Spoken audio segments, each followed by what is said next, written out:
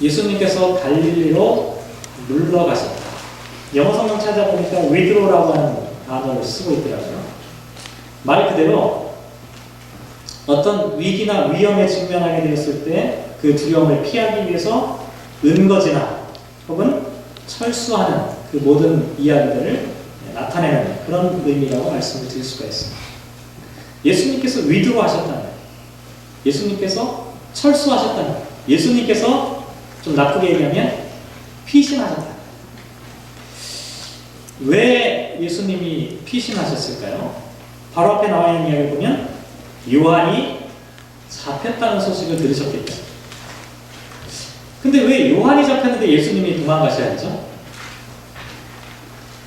요한이 잡혔는데 왜 예수님이 도망가야 되는 거죠?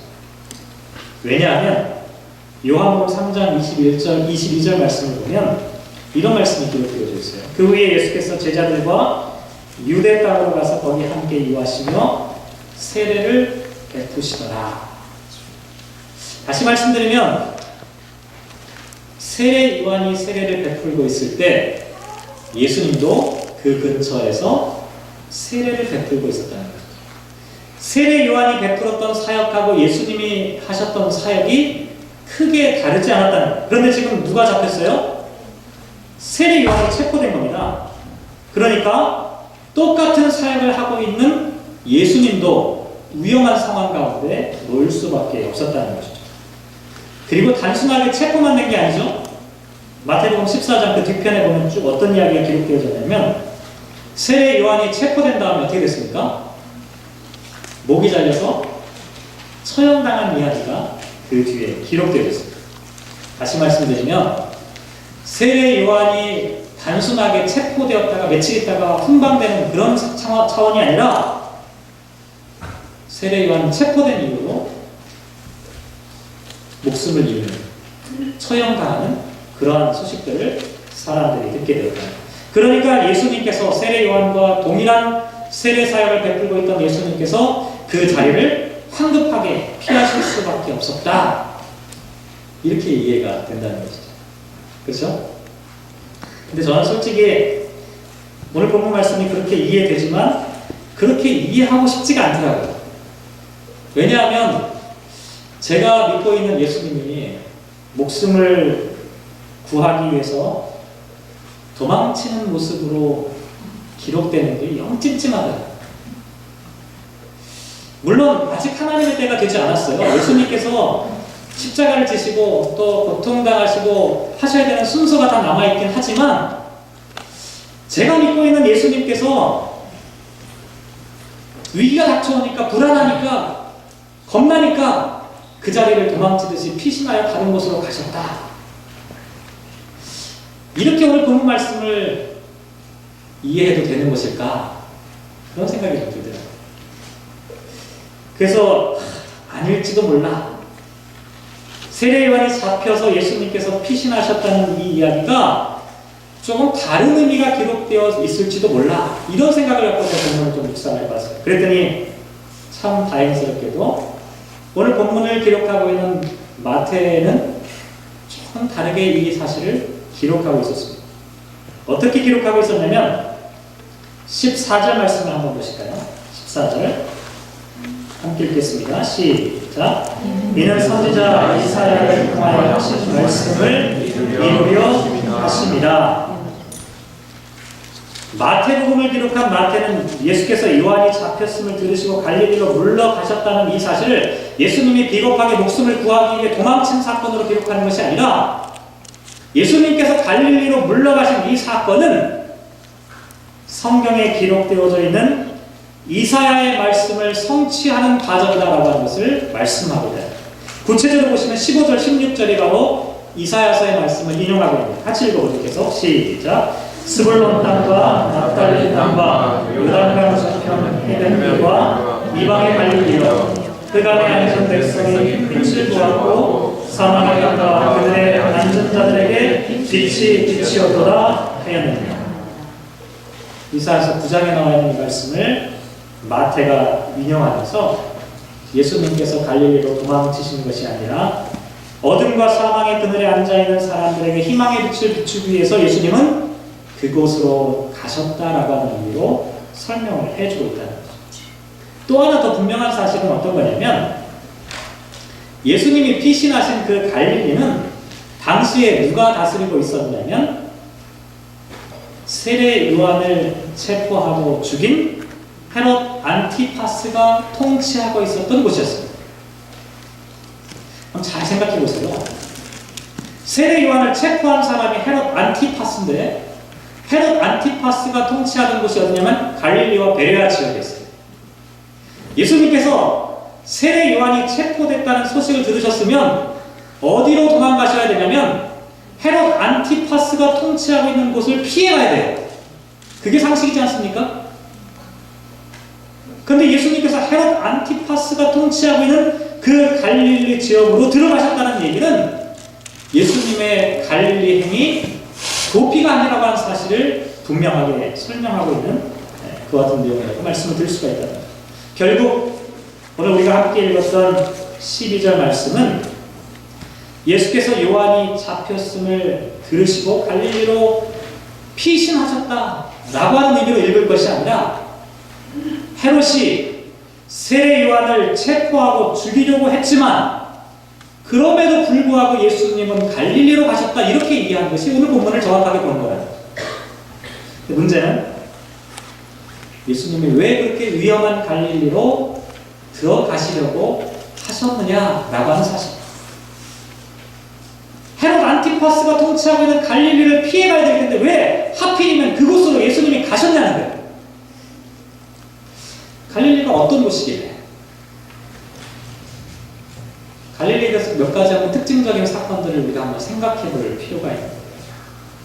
15절 말씀에 보면 갈릴리를 뭐라고 표현하고 있죠? 이방의 갈릴리 이렇게 부르고 있어요. 이방의 갈릴리. 보통의 경우는 이 말씀만 딱 들어 갈릴리가 이방 지역인가 보다 이렇게 금방 생각하기 쉬운데요. 사실 저도 안 가봐서 잘 모르지만 공부를 해보고 책을 찾아보니까 갈릴리는 이방 지역이 절대로 아니에요. 갈릴리는 분명히 하나님께서 이스라엘 백성들이 출애굽해가지고 차지하도록 약속하신 약속의 땅 가운데 있지 이방 지역에 속하는 지역이 절대로 아니라는 거죠. 그런데 왜 이 땅을 이방의 갈릴리라 이렇게 불렀냐라고 하는 것이죠. 갈릴리에 얽힌 역사적인 사건들을 우리가 한번 조명해 볼 필요가 있습니다. 창세기 40장 13절에서 15절 말씀에 보면 이런 말씀이 기록되어 있어요. 스불론은 해변에 거주하니 그곳은 뱀에는 해변이라 그의 경계가 시돈까지로다.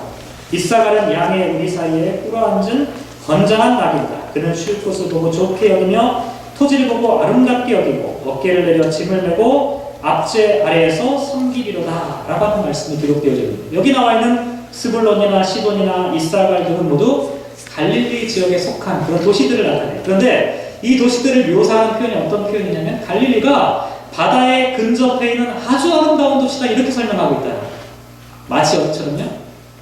빅토리아처럼 아주 아름다운 도시라는 거예요.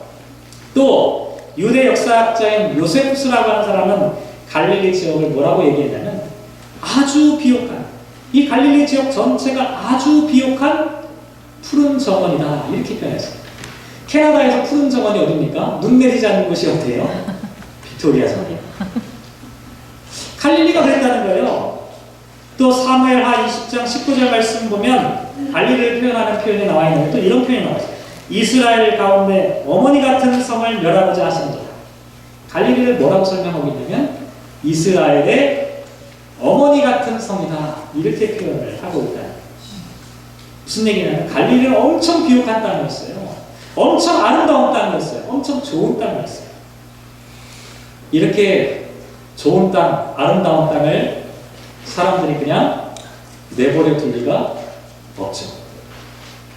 아름다운 땅이고 좋은 땅이었기 때문에 그 땅을 살아가는 사람들은 늘 전쟁 가운데 시달릴 수밖에 없었다는 거예요. 역사적으로 찾아보면 사울 시대에 이미 갈릴리가 블레셋으로부터 공격을 받기 시작합니다.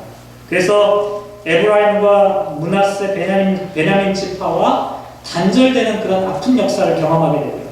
BC 733년경에는 아수르가 공격해 들어오는데요. 아수르가 갈릴리를 차지한 다음에는 어떻게 했냐면 그 땅에 이방 민족들을 이주하기 시작했습니다. 사마리아나 갈릴리는 마찬가지였어요. 그래서 아수르 시대에는 갈릴리 지역에 이방인들이 와서 이방인의 도시를 세워나가기 시작했다는 거죠. 나중에 아수르 시대가 끝난 다음에 유대 정권이 들어섰는데 그 정권이 하스모니안이라고 하는 정권이 들어서게 돼요. 이 하스몬이라고 하는 정권이 들어선 다음에 어떤 일이 벌어졌냐면 갈릴리 지역에 이방인들을 쫓아내기 시작해요. 그리고 남아있겠다라고 하는 이방인들에게는 어떻게 했냐면 강제로 할례를 받도록 했어요.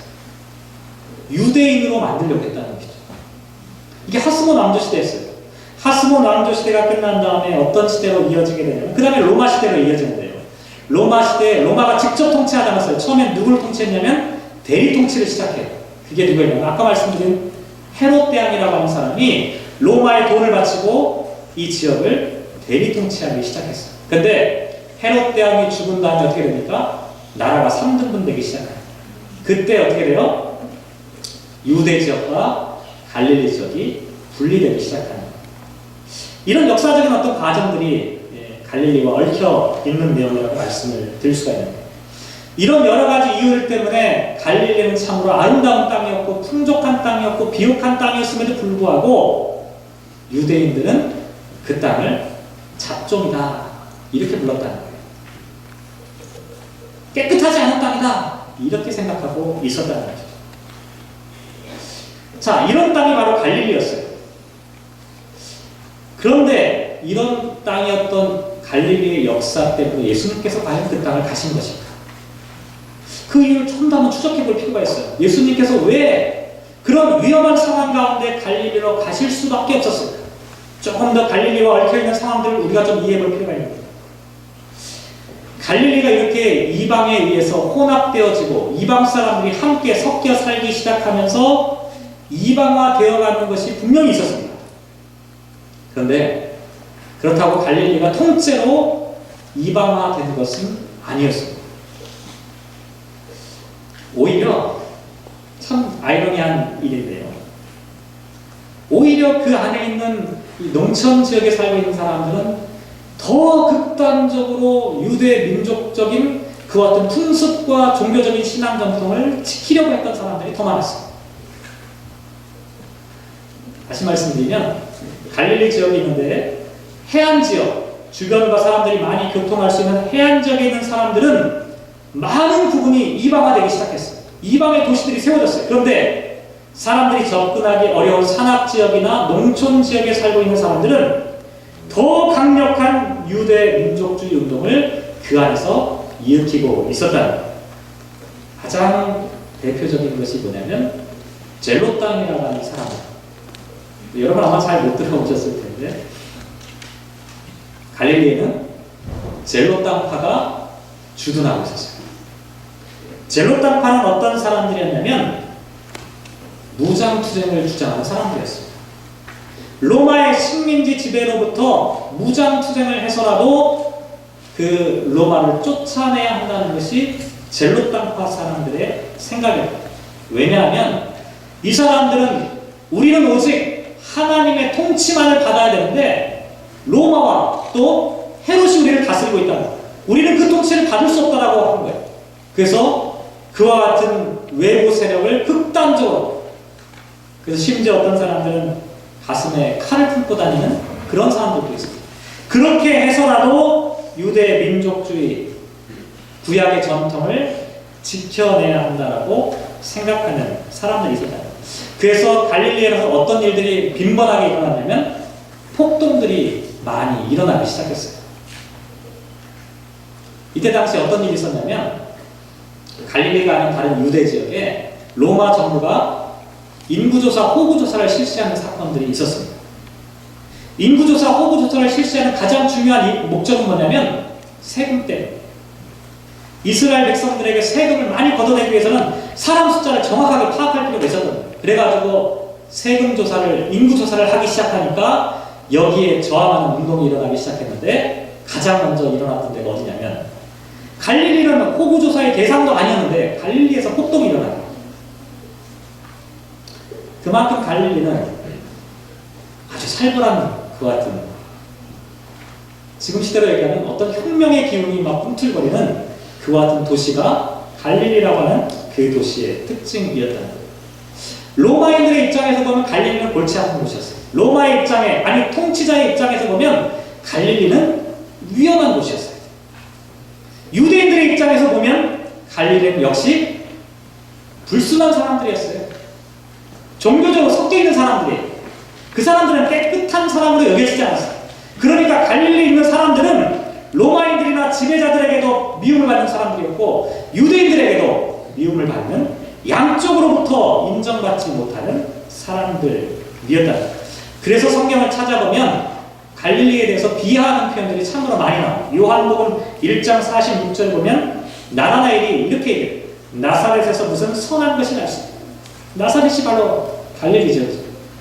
마태복음 26장 69절 말씀에 보면 베드로가 바깥들에 앉았더니 한 여종이 나와 이르되 너도 갈릴리 사람 예수와 함께 있어도라, 이렇게 얘기하는 장면. 예수님께서 체포되신 다음에 베드로가 그 주변을 얼쩡거리고 있다가 여종에게 너도 갈릴리 사람 아니냐, 이렇게 의심하는 장면. 이 본문이 그런 예요. 갈릴리 사람이라고 하는 그 자체가 사람들로부터 의심을 받을 만한 충분한 그런 지역이었기 때문이라고 하는 거죠. 이렇게 생각해보면 예수님은 갈릴리로 가시면 안 되는 상황이었어요. 그렇지 않아요? 왜 사람들에게 오해받을 곳으로 예수님께서 가셔야만 하겠습니까? 그럼에도 불구하고 예수님께서는 갈릴리로 가셨다는 거예요. 위험한 상황인데도 불구하고 예수님은 갈릴리로 가셨다는 거예요. 마태복음 기자가 그 이유를 우리가 조금 전에 읽어봤던 그 16절 말씀에서 설명하고 있잖아요. 흑암에 앉은 백성이 큰 빛을 보았고 사망의 땅과 그늘에 앉은 자들에게 빛이 비추도록 하기 위해서 예수님은 갈릴리로 가셔야만 했다는 거예요.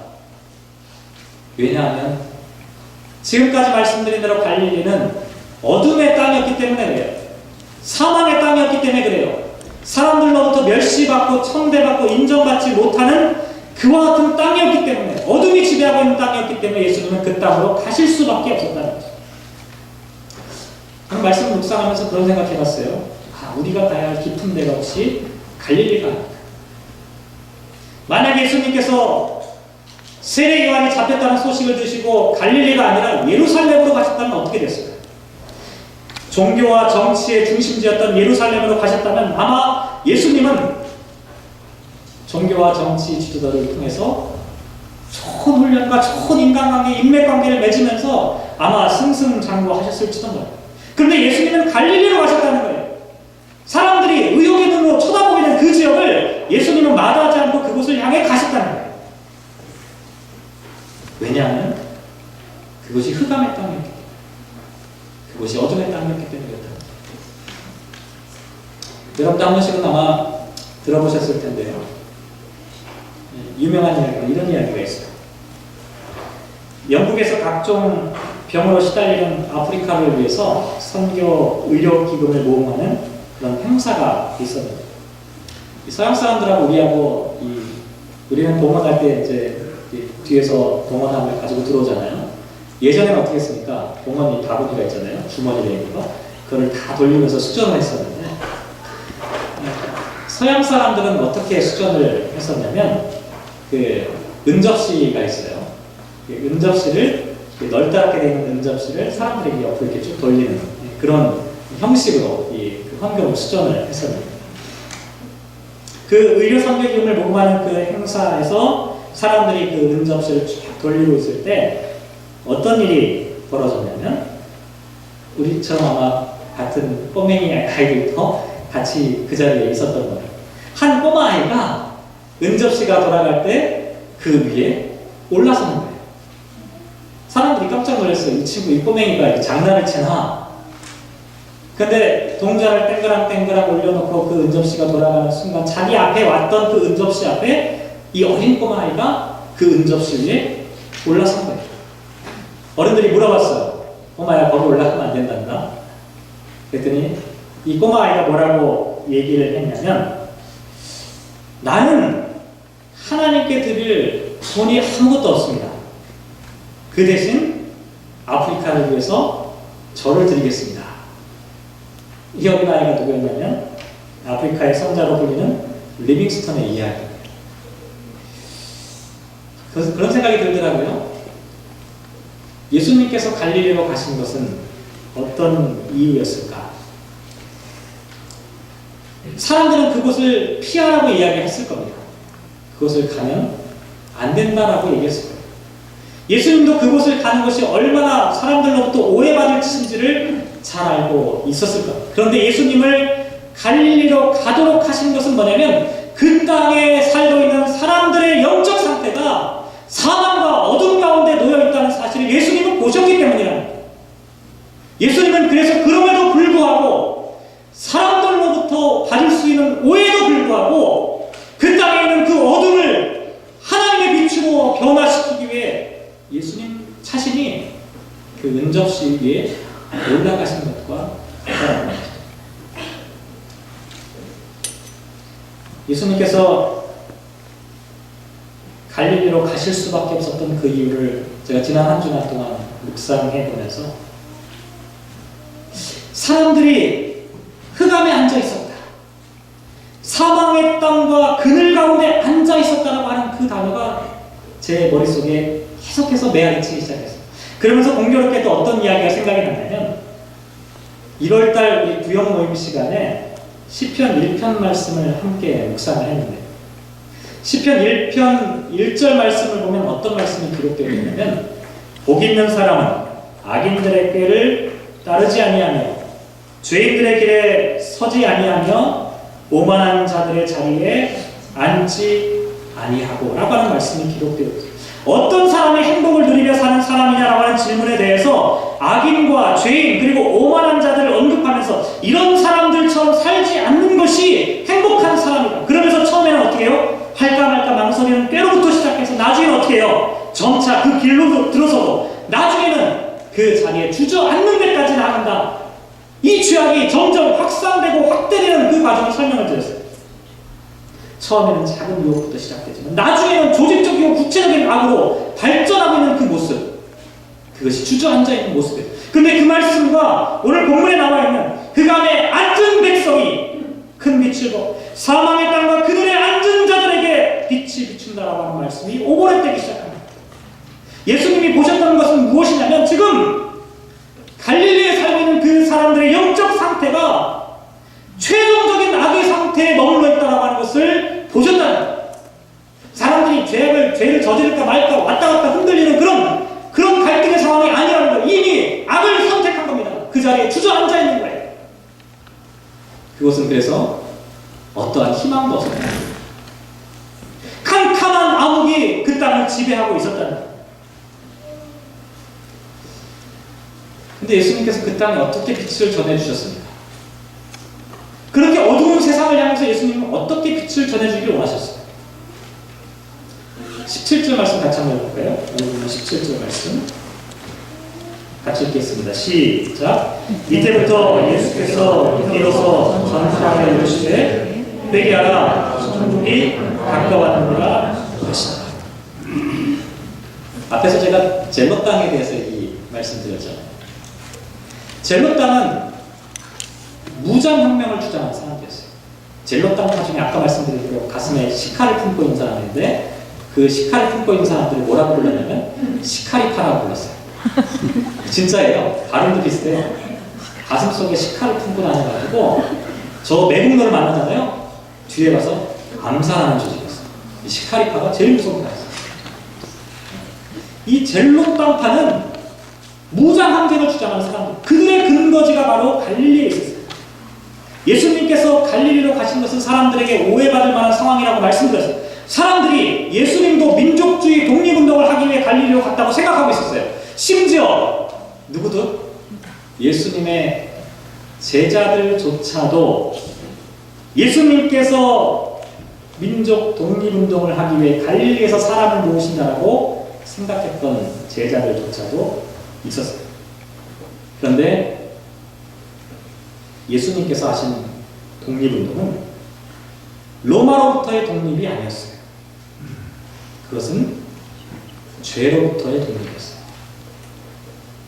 예수님께서 회복하시고자 하는 그 나라는 유대라고 하는 나라가 아니었습니다. 예수님이 회복하시기를 원하셨던 나라는 하나님의 나라였습니다. 왜냐하면 인간이 세운 인간적인 체계나 모든 질서나 국가들은 끊임없이 문제를 발생시킬 수밖에 없기 때문에 유대민족이 로마로부터 독립을 한다고 해도 그 속에는 여전히 억압적인 그와 같은 구조들이 생겨날 수밖에 없어요. 그러면 사람들은 끊임없이 독립을 추구할 수밖에 없어요. 유대를 회복한다고 해도 이 세상에서 완전한 국가를 이룰 수 있는 생각은 없다는 거예요. 예수님께서 이루고자 했던 그 나라는 죄로부터 독립하는 것이고 영원한 하나님 나라를 통하여서 우리가 이 땅 가운데 어둠의 세상 가운데 참된 빛을 볼 수 있다고 하는 것을 예수님께서는 말씀하기를 원하셨다. 말씀을 묵상하면서 그런 생각을 계속 질문드렸어요. 하나님, 그러면 오늘 우리들의 시대 가운데 갈릴리는 과연 어디일까요?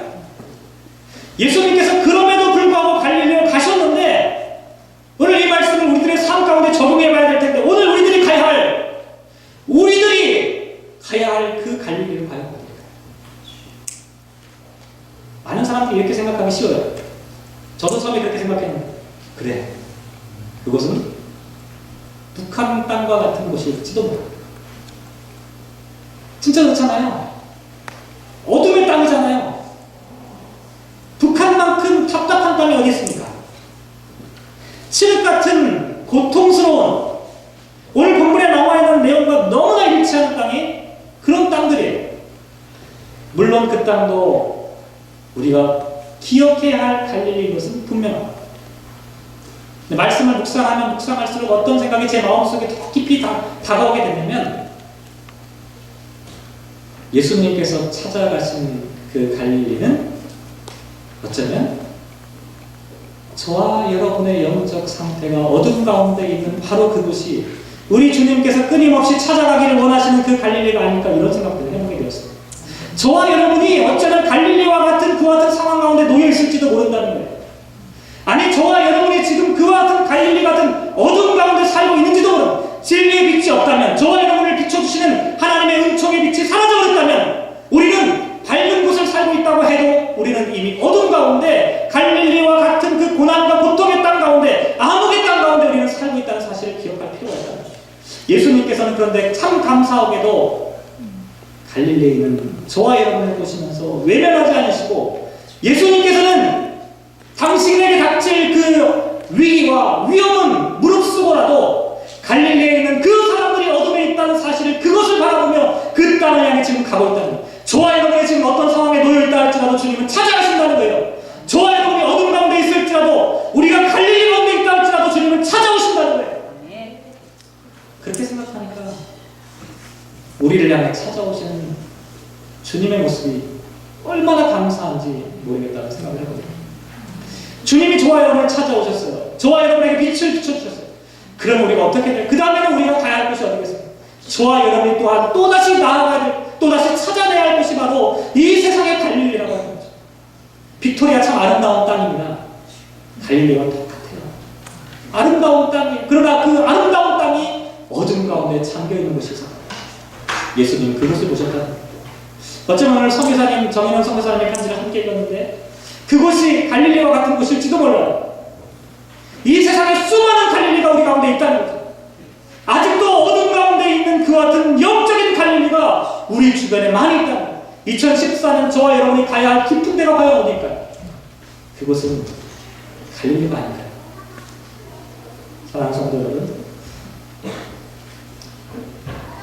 갈릴리 같은 저와 여러분에게 찾아오신 주님, 우리의 삶에 빛을 비춰주기에 찾아오신 주님, 저와 여러분이 주님이 비춰주신 그 빛을 보았다면 우리는 또 다른 갈릴리를 찾아나가야 합니다. 또 다른 갈릴리를 향해 주님이 비춰주신 그 빛을 이 세상 가운데 비추는 사람들이 되어야 한다는 거죠. 2014년 한 해 동안 저와 여러분이 가야 할 갈릴리가 어딘지 한번 찾아내시기 바랍니다. 그럼에도 불구하고 가셨던 주님처럼, 그럼에도 불구하고 우리가 찾아내야 할 빛을 비춰야 될 그 갈림, 그것이 바로 저와 여러분이 가야 할 깊은 데로 가서 그물을 던지라고 하는 그곳이 아닐까 생각하고 기도하겠습니다.